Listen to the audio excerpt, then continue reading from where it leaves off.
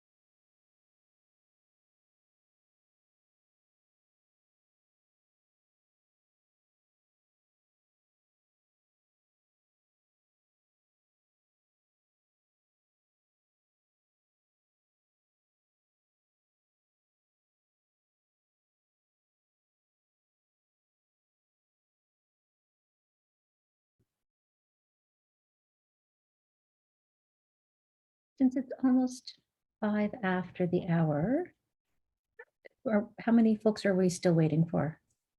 I'd say we're waiting for about 8 more. Okay. I don't know if we want to maybe just slowly get started or.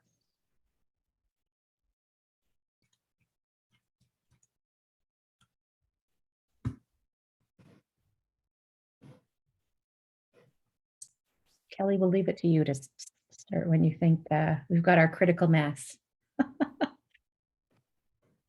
I'll just go really slow. No, I'm just kidding.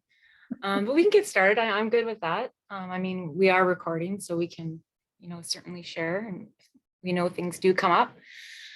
So Ani Bojo Kenawaya. Hi everyone. Bamasha Megazekwe Indishnakas, Wapi Jashidodam Chiking Donji.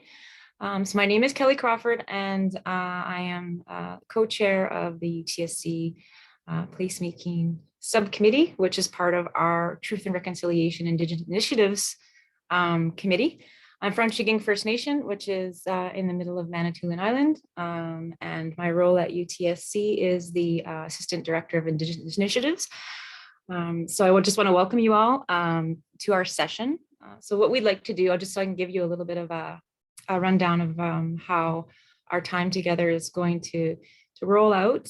We'd like to have a conversation. We'll share some of our the background of where we're at with our placemaking committee, and then also go into looking at potential spots and then names, and then we're going to go into breakout sessions and have some more discussions. So if everyone's good with that, we can go ahead and get started. Okay, okay, so the goals for our session is for everyone around the table to understand the concept of placemaking, why placemaking is important, and the work that's already been underway, and the role that UTSC community can play in the journey. Next slide.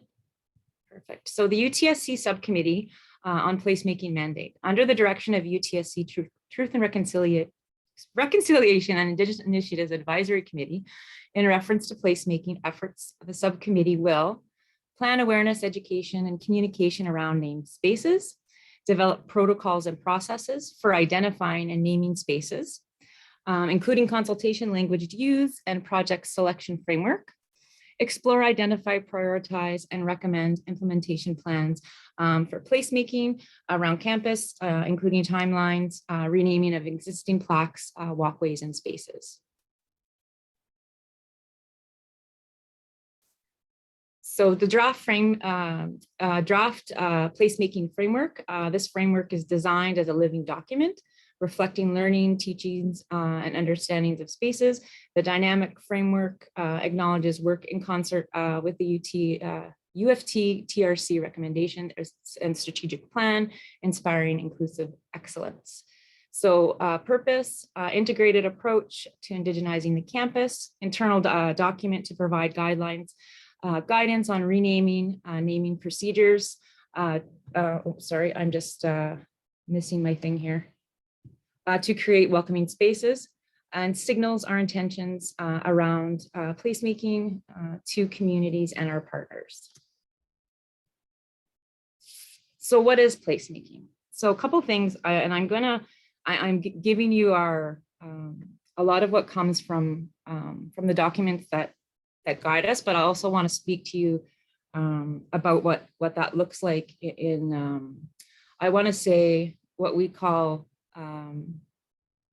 riding in two separate canoes, but alongside each other. So we'll start with these pieces. So Indigenous placemaking is restoring an Indigenous presence through art and design that is rooted in Indigenous knowledge, including Indigenous participation and collaboration. So placemaking, so when we think about it, and I invite you to think just around naming in this country, right? So, and I'll give an example of my community a little bit later. So we've definitely went through substantial change with changing of names, whether it be, lakes and rivers, cities, etc., in a very colonial format to build that colonial history. So when you really think about it, the placemaking piece is to change that dialogue, to go back to those Indigenous naming with the goal of supporting that and building up Indigenous communities. So placemaking at UTSC. So the creation of welcoming spaces for Indigenous staff, faculty, students, and community members through visible representations of Indigenous language, knowledge, history, cultures, and art on campus. These visible markers are our commitment to indigeneity at UTSC include new campus wayfinding, revision of existing wayfinding, naming, renaming buildings, interior and exterior spaces, and the establishment of prominent displays of Indigenous art. Placemaking is a response to TRC recommendations and our commitment to answering the call, Wachatoewin, final report of the Steering Committee of the University of Toronto, response to the Truth and Reconciliation Commission of Canada. So I mentioned around the canoe. So this two-eyed seeing, I really think it's important that we recognize in our spaces, there's kind of a variety of things happening. So you're seeing communities sort of, take that back in their own way. You're seeing cities integrate this placemaking piece. And I think it's really important for us to frame ourselves in such a way that we're not just taking a name and, a current name and translating it, or we're not just doing it just to say, okay, well, we've included some of these languages around campus. It's really about the process. So two just concepts I just want you to kind of, when we're in our breakout sessions, just like have it in the back of your mind. So this two-eyed seeing, we also refer to it as having a moccasin on one foot and a shoe on the other. So you're like navigating both worlds. And we're in a space where, yes, we have this commitment to the TRC recommendations, but how do we actually do that in an authentic way, right? And so we have to find ways to find the best parts of both worlds and combine them. And fundamentally, that starts with understanding the relationship. The two-war wampum belt is also another, good example of that way of, we're in this together, but not going to disrupt each other's journey, but find a way forward. So the double canoe as well, I wanted to share this. So a conceptual framework formalized in 2018 for unifying knowledges and ways of knowing, especially Western and Maori. It's described as two canoes lashed together, Each canoe represents a worldview and values of people who are coming together to achieve a common purpose. Each group is inherently different, and the knowledge, values, and actions of each are not made to fit into one another. Next slide. Okay, so this is what I just wanted to share this for you, with you as an example, a quick example. So this is actually me in a helicopter. I'm not driving the helicopter, but it's actually my community and the story behind Chiging, which originally had a name, but then was changed from a colonial lens to West Bay.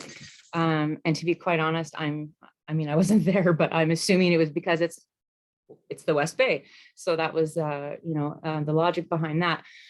However, in what you'll see in a lot of our communities across Canada is that taking back of the name, right? So what Chiging actually means, there's actually a story about Nana Bojo that he goes up to this point and drops arrows down, and it's about like Chiging, the actual word means when an arrow hits something. So there's a story to our places and spaces oftentimes, and sometimes, oh, I shouldn't say sometimes, that's been erased, I guess. So there's that piece that's, trying to, the communities are trying to take back, but now with the TRC piece, what does that look like for us as an institute? So the other piece, and then I'm gonna pass it over to my fellow co-chair. I just wanted to share a quick video. It's just a quick little 1 minute video in relation to placemaking. So we could bring that up, and then I will pass it on to Jennifer. Turtle Island. Turtle Island is what some Indigenous peoples call North America. It is home to many Indigenous nations with distinct cultures, beliefs, and traditions, but they also share lots in common. For example, there are varied creation stories across nations about how North America came to exist on the shell of a great turtle. Turtle Island was created after a great flood, which had been sent by the creator to purge the old world. In Ojibwe mythology, it's the culture hero and trickster Nana Bojo who recreates the world on the turtle's back. Sometimes it's Wisakichek, the teacher and trickster from the Cree oral tradition, seen here played by actor Graham Greene in the 1991 film Clear Cut. For the Haudenosaunee, it's Sky Woman, the mother goddess who fell to the earth from a hole in the sky, as depicted here by Iroquois artist Ernest Smith. In this painting by artist Carl Ray, we see Turtle Island, which is created with mud retrieved by the muskrat. But as the muskrat dives to retrieve the mud, as seen in Ray's Muskrat and Vine, its left foot is tied to a vine and it dies from the effort. After centuries of settler colonialism, the contemporary use of the term Turtle Island is an act of resistance. It's a reclamation of Indigenous stories and place names in a broader effort to revive Indigenous cultures across Turtle Island. Okay, so before I pass it over, I just wanted to just also speak to process and language. I meant to sort of add that in, so I apologize for that. So when we're looking at even languages, right, you have certain spaces that will very specifically, this is the land we're on, so this is the language we're going to use. So I just want to make sure that our dialogue is open on that, so you understand where the committee is sort of coming from with their recommendations. In our context, in the institution, as far as our commitments to the TRC and what's put out in our document, it's a commitment to across the areas. So it's not just like, we haven't said, no, it's just going to be specific Anishinaabe because that's, where we're located. So we're really looking at trying to be inclusive with different languages to the best of our ability, but also that, you know, it's okay to, I shouldn't say okay is the wrong word. It's important to acknowledge our inherent right holders and the space that we're at, and kind of and put that forward and use that as a teaching tool for people to understand. So we're trying to be very purposeful in how we, like, no, we're not just going to change a name. We're not just going to pick a name. We want to make sure that we tell the story of why we're doing that, and why it's so important. So we did, as a committee, kind of, I'll say, people call it slowing down, but I think it's not slowing down. It's being very intentional about the importance of the process. So we put, as a committee, a lot of thought into that, and what does that look like, and how can we make this come together. So with that, I will pass it over to Jennifer. I'm sure I'll be talking more later. You bet. Thank you, Kelly. And hello, everyone. Not sure all of you know me. I'm Jennifer Adams Peffer. I am the campus architect and director of architecture planning and project development on the UTSC campus, and also have the real honor to serve as co-chair with Kelly on this subcommittee to TRIAC on placemaking. I am working from home today, so you may hear my dog in the background, and I apologize for that at this particular moment as she just arrived home. So I wanted to talk a little bit more specifically about an opportunity for placemaking that we are pursuing right now as part of this committee, and looking for your thoughts and your input into this particular instance. And this is the MW building on our campus. MW started as the management wing building because management was its first occupant. They rapidly outgrew the building and moved to the IC building when that opened. And then that building became occupied by social sciences. And many of us know it as the social sciences building, although now the social sciences have moved to Highland Hall. And there are some of the humanities that are currently occupying the MW building. We call it the MW building, which is a terrible name, and it really does deserve a better name. And so this is a great opportunity for us to think of a building and the area around it, and to think about placemaking and find an important name that that helps to show and recognize this process. So just to talk about timelines, this fall and through the winter, we have been consulting and planning for this process. We've developed communication strategies, we've solicited input on the name for this particular building. And what we're looking to do is really talk about kind of an ethos of the building in English together, and using this opportunity and others to think about what's important about this building or its area, and how do we approach from an English perspective what the name might be. We'll bring those themes and concepts forward to the placemaking subcommittee for distillation, and consult with elders, knowledge keepers, and language speakers to then apply a language, an appropriate language to that ethos.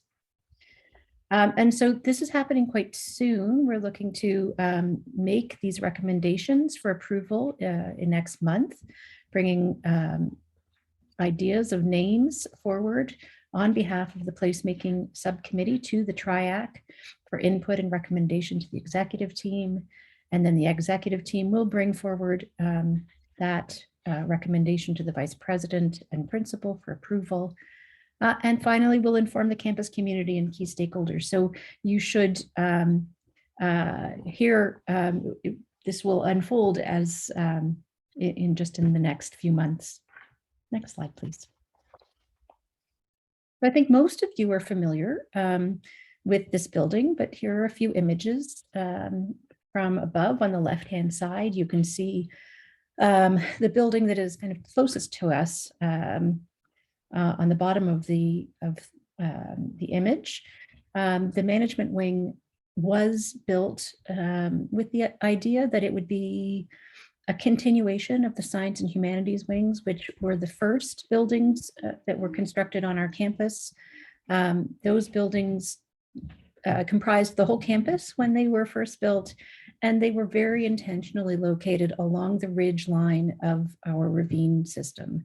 And so this management wing building is very much the same. It sits along that ravine system and has terrific sort of opportunity of views and siting that are in relation to that significant green space on our campus. You can see it also in the center image in the distance. And on the right-hand side, you can see the sort of promenade, the main walkway that connects from the science and humanities wings to this building, this walkway called Scholars Walk, and it connects us from the upper terrace and down a set of stairs past the arc. And in the distance, you can see one of our residence buildings. Next slide.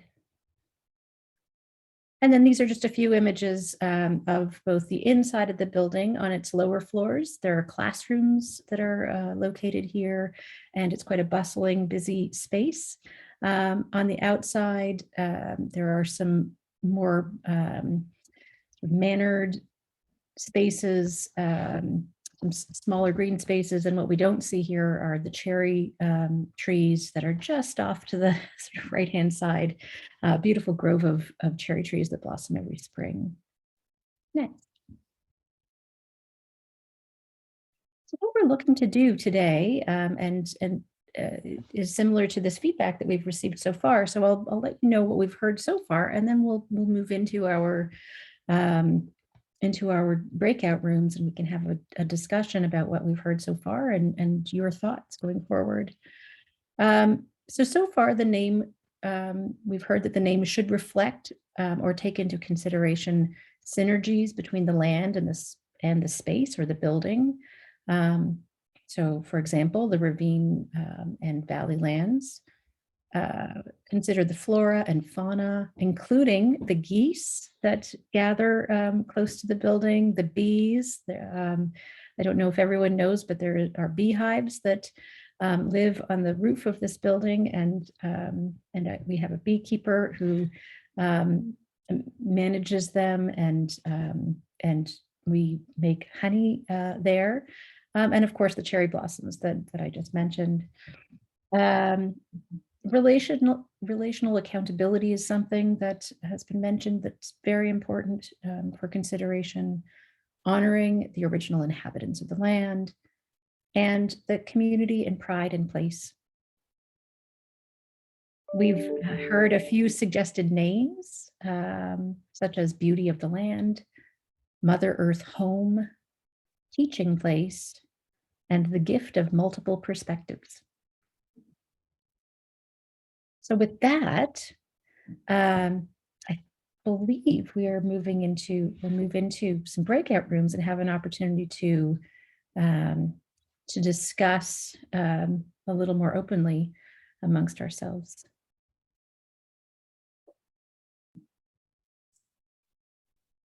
Michael, can you turn to the next slide so we can see the questions for the breakout sessions? Right, so in our breakout rooms, I think you'll be automatically moved into a room either with myself or with Kelly and others to help facilitate. And we're going to be discussing these two questions. What are some things you think should be considered with the naming and or renaming of a space? And what are some ideas for a suitable name for the MW space? I should mention that the renaming, the notion of renaming comes with regard to some other spaces on campus that we're looking to also consider in this same process. There are a series of walkways, including Scholars Walk, that we saw in that one image, that do have names. There was a process by which names were given to these walkways. Scholars Walk, we have the Valleyland Trail, and Rock Walk are three of those spaces that have names, and we're looking to rename those while maintaining sort of that sort of meaning of the place that has already been given to it. So just to give you that context, MW is what we're here to concentrate on, but that is also happening as part of this process. Kelly, did you want to elaborate on that at all before we move into? No? Okay. No, I'm good. So now we're just going to be slid into two separate rooms and hopefully we'll have a great conversation.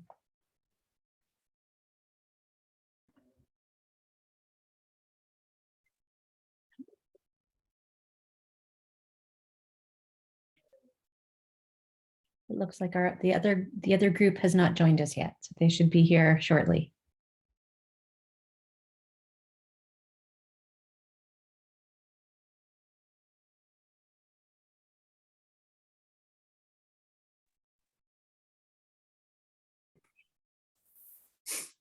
Hi, everyone. Good to see you back on the screen. I was pulled out right in the middle of the sentence. Finish that sentence, Kelly. No, it's okay. It's all good.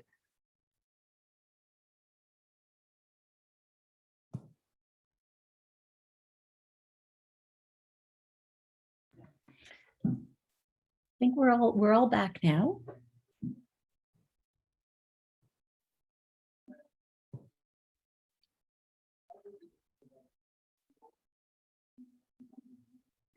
I think maybe I can start off and just say that in our group, I thought we had some really interesting, there were some really interesting thoughts.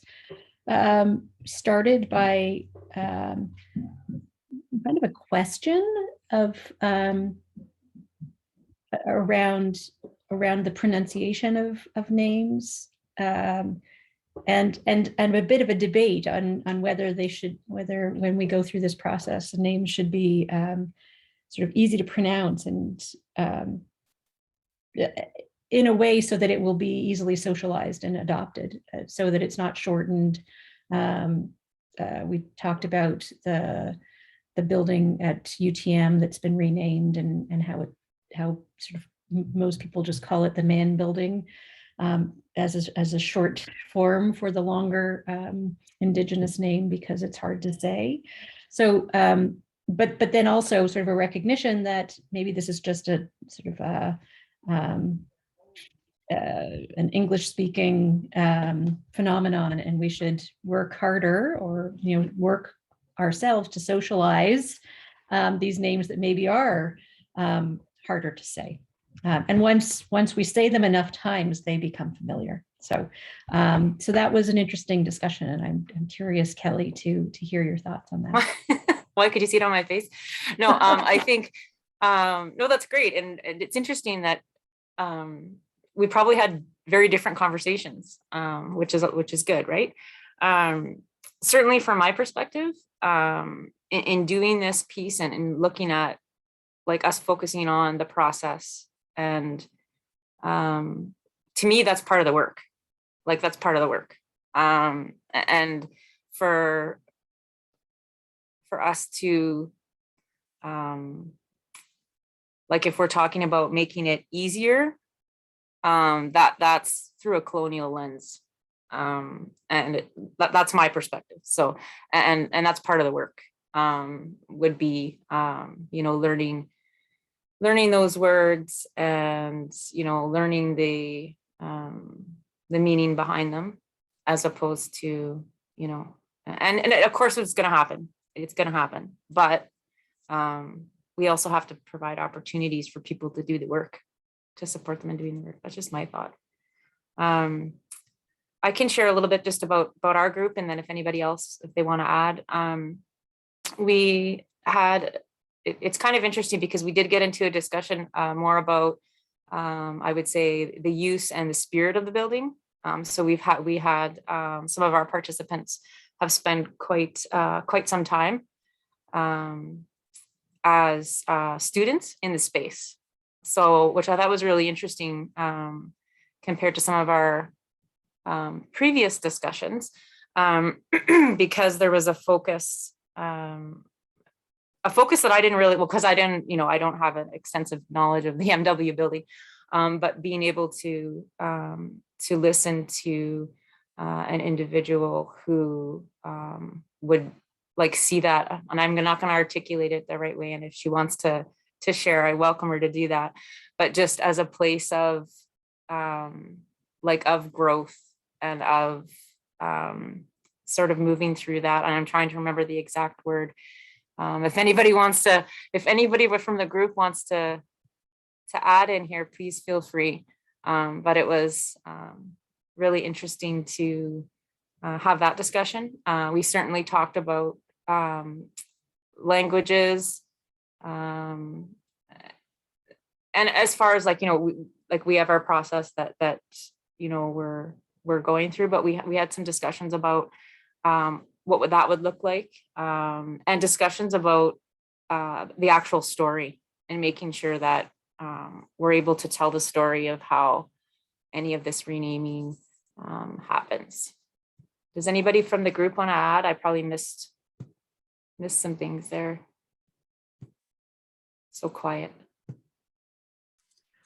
Sure, I can add. Okay, perfect. I thought, thank you, Kelly, for holding our space. I just thought I'd add, I had shared that I had spent quite a bit of time in the MW building as a student, as an undergrad when I was in the business program. And so in coming to the session, it unearthed a lot of nostalgia for that experience, having been an occupant at that time. And I had shared that that at that time, I don't think at once thought about the land that the building was on or the original stewards of the land. Yet the building brought a lot of feelings of just of expansion, of growth, of growing pains, of blossoming, of coming to terms with who am I? A lot of the themes that one might say you go through in a university experience, but also just some thoughts around there was an unraveling, there's an unearthing, there's a revealing that happened during that time and still continues to happen as I relate back to that building at a different stage of my life. So that's sort of what I spoke to in the group.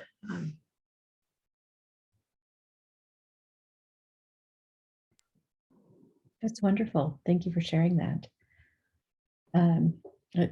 We had somebody who occupied the building as a staff member, and also had not those same experiences, but talked about their experience with the building, and we did discuss sort of how we want to feel. What is the connection to the building, and that connection is an important thing to express through the name or naming of this space. I thought it was interesting. Somebody brought up the idea of the two canoes. We were thinking about some of your words, Kelly, and we talked about the two worlds, UTSC, and what was there before, and that maybe this can express that sort of dynamic.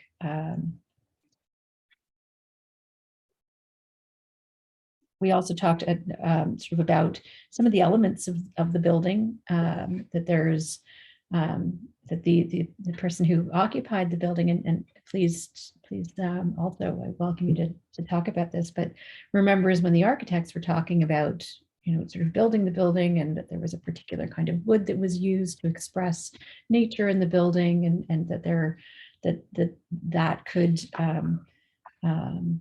could be a connection there to the elements that was expressed within the architecture that then could be taken perhaps as a theme to pursue for the building. Yes, we talked about just the connection to the actual land and the history of that piece, and what can that look like. So I know that we're going to end it early. It's looking like, which is totally fine. It doesn't happen often. But I would like to just open it up to the floor. If there are any thoughts that anyone would like to share.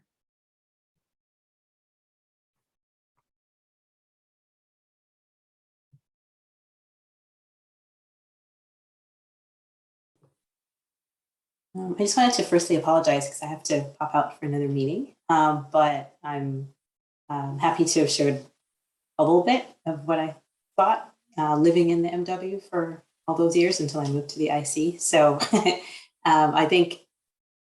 remember going in there and feeling like there's so much light in here, which was different. We were coming from the H wing. I've been here a little while.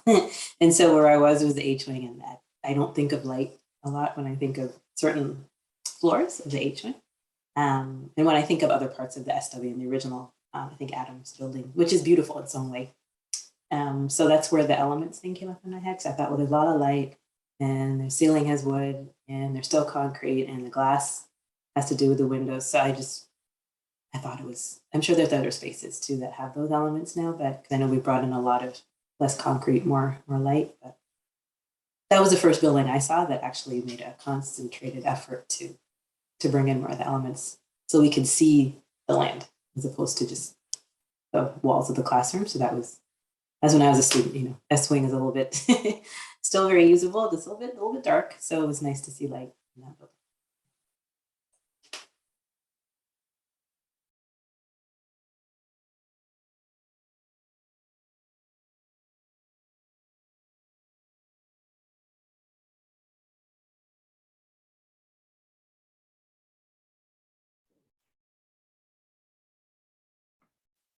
So I'm guessing there's no other comments.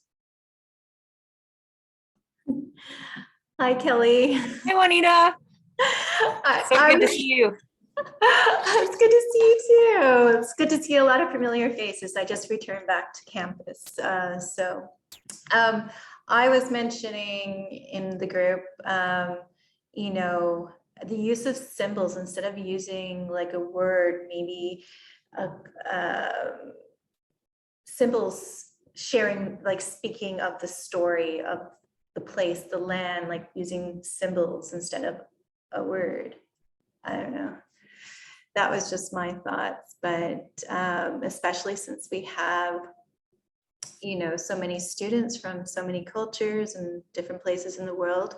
And maybe if there was a particular symbol that told the story of the land, the place that it's on. And sometimes, symbols are very significant in the Indigenous culture too. And maybe it could be some way of incorporating that into the story of the naming. I know it's not a name, like if it's a symbol, but it's a story. So anyways, just my thoughts. Miigwech, and great to see you. Welcome back. Okay, I'm not seeing any other. Sarah actually has her hand up, Kelly. Hey. See, I'm not good with the hand thing. Sorry, Sarah. It's okay. It was like kind of camouflaged. I'm really sorry I missed the most of the conversation, if not all of it, it seems like, and I'm sorry about that. But I went to a conference recently and thinking about symbols, Juanita, actually this might relate, and I don't know if this is relevant to the conversation, but it's been something I wanted to share. It's, and perhaps you know it already, it's the Moccasin Identifier Project. that Carolyn King from the Mississauga of New Credit, First Nations New Credit, started. And so I don't know if the idea of moccasins as a symbol might, if that might be a way to participate. And there is a faculty member at UTM who does this work with her through her class as well, Sherry Fukuzawa. And then they have educational toolkits and whatnot. So I don't know if that might be something that might help with this. And it sounds like this is about renaming MW. Okay. And I'm sorry, I don't know the context that the conversation happened in.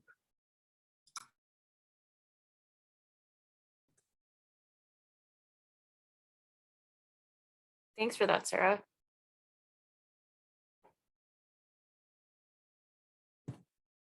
Okay. So I'm going to, I don't see any hands. So I'm going to wrap this up and pass it over to Jennifer for any words. But I just wanted to say Chimigwech for all of you for being open and coming into the spaces and having the discussions. And the process continues. We'll end up having another student-focused session coming up. And then our elders, knowledge keepers, and language speakers session. So we'll definitely keep you in the loop as the committee progresses. So miigwech, and I'll pass it over to you, Jen. I just want to thank everyone for your thoughts and for your openness. This is such a wonderful process. Especially thank you to Kelly. I feel like every time we meet, I learn and kind of grow from the conversation. So I feel like, you know, this is working, right? And it's really important work that we're all doing here. So thank you for taking the time today to join us and have these conversations. We look forward to sharing with you where this goes.